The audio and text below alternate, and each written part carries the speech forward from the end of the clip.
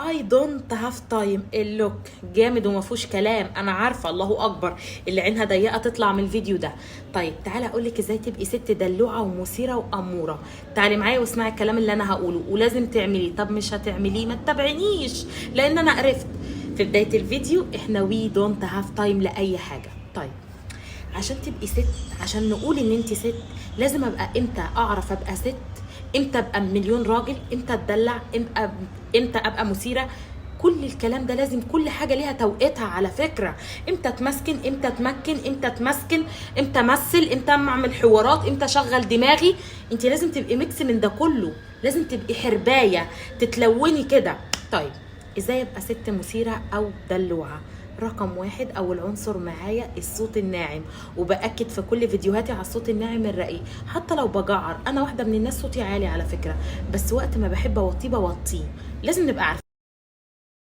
فالصوت الناعم بدايه لاي بنت دلوعه ورقيقه. اوطي صوتي حتى لو انا متعوده ان انا جعر، عندك انا على طول بزعق، بس وقت ما احب ابقى رقيقه بترسم. لازم تتعلمي تترسمي، اتقالي كده شويه معايا وركزي في الريل. فالصوت الناعم من اول العناصر بل اقواها ان انت تبقي مثيره او انثى دلوعه. طب رقم اتنين السهوكه، واتكلمنا في السهوكه مليار مره. طب ابقى متسهوكه ازاي يا امان؟ اقصد بمعنى السهوكه انك تتميصي في كلامك لما تكوني عايزه حاجه. خدوا بالكم الرجاله، قلتوا نقطه ضعفهم السهوكه، المياصه مع رقه الصوت مع الصوت الناعم. انا بشرح اهو عشان الناس تفهم معنى السهوكه، عشان ما لقاش في الكومنتات شو يعني السهوكه، ايش السهوكه، ما ادري السهوك. انا بقول لك اهو باللغه العربيه الفصحى عشان تفهميني، الدول كلها تفهم. طيب فلازم يبقى الصوت ناعم ورقيق وتدلع، يبقى فيه رقه ومياصه. نسمع هند رستم كتير، نشوف افلامها ونقلدها، مش عيب يا ماما، مش عيب، انا عن نفسي بشوفها.